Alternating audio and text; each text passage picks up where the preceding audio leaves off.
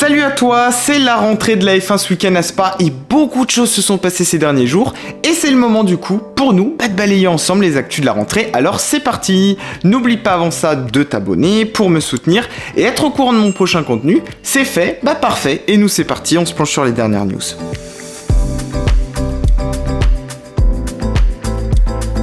Alors la nouvelle, elle est tombée cette semaine, Ricciardo ne pilotera plus pour McLaren l'année prochaine, le contrat a été rompu du côté de l'équipe, et pour l'instant, l'Australien se retrouve sans volant. Alors, tout n'est pas perdu pour lui, puisqu'on a droit en ce moment à un jeu des chaises musicales, avec la décision d'Alonso de rejoindre Aston Martin pour remplacer Vettel. Il pourrait donc potentiellement rejoindre son ancienne équipe, Alpine, aux côtés d'Esteban Ocon, mais là encore, rien n'est sûr. Est-ce qu'Alpine va vouloir reprendre Ricciardo? Est-ce qu'ils vont essayer de dégoter Mick Schumacher ou bien de promouvoir un jeune pilote comme Jack Doohan? C'est la grande question. Alors concernant le cas Piastri en revanche, ça semble très peu probable, et Oscar d'ailleurs l'a dit lui-même du reste pendant la pause.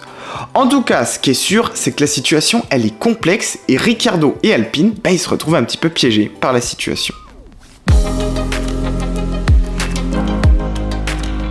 L'autre nouvelle, pas très positive pour nous, c'est la non-reconduction du Grand Prix de France en 2023. Ça y est, Dominicali l'a annoncé officiellement. Alors la situation, elle n'est pas figée pour le futur, puisqu'une potentielle alternance pourrait être mise en place, avec Spa notamment par exemple, mais je pense qu'on peut quand même être assez déçu de cette annonce pour plusieurs raisons. Déjà, par rapport aux pilotes français eux-mêmes, qui vont perdre leur Grand Prix à domicile, ce qui est quand même toujours très dommage, puisqu'ils n'auront plus la possibilité de courir devant leurs fans. Ensuite, par rapport au succès de l'événement lui-même, puisque l'édition 2022 avait été une vraie réussite, avec beaucoup de spectateurs présents sur site, et par l'engouement que ça avait généré auprès des fans. Et puis troisièmement, pour finir, par rapport au fait que le Grand Prix de France, il fait partie de l'histoire de la F1, il était déjà présent au calendrier en 1950, et ça compte aussi pour les amoureux de la discipline. Alors je le disais, rien de figé, mais la situation pourrait être la même pour Spa. Espérons du coup au minimum qu'une alternance soit possible. Alors avec l'arrivée de la F1 notamment à Las Vegas, ça nous amène quand même plusieurs questions. Ce qui est sûr, c'est qu'il ne faut pas non plus que la F1 perde son ADN. Bilan, affaire à suivre. Et on termine par la dernière news importante et la fin du partenariat Sauber et Alfa Romeo qui prendra effet fin 2023. Alors c'est couplé à une autre info, même si rien n'a été confirmé, qu'est celle de l'arrivée d'Audi pour 2026. Les deux marques devraient s'associer à compter de cette date. Du coup, ça nous laisse un flou pour 2024 et 2025.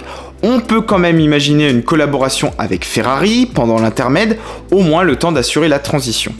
On annonce aussi l'arrivée de Porsche qui pourrait s'associer à Red Bull, là aussi dans un futur proche.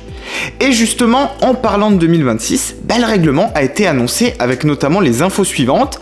Un message environnemental fort avec un carburant 100% durable pour une efficacité globale et un recentrage sur l'énergie électrique.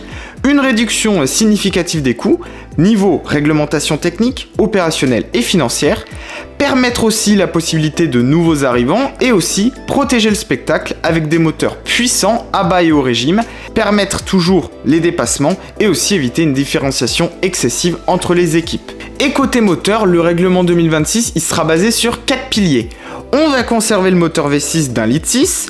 Par contre, la puissance électrique va être augmentée. Elle sera désormais portée à 475 chevaux, ce qui représentera pas loin de la moitié de la puissance.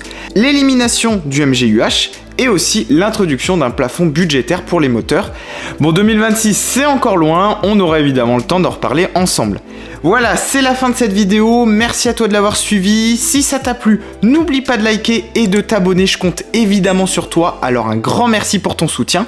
Et nous, on se dit à très vite sur la chaîne. À bientôt.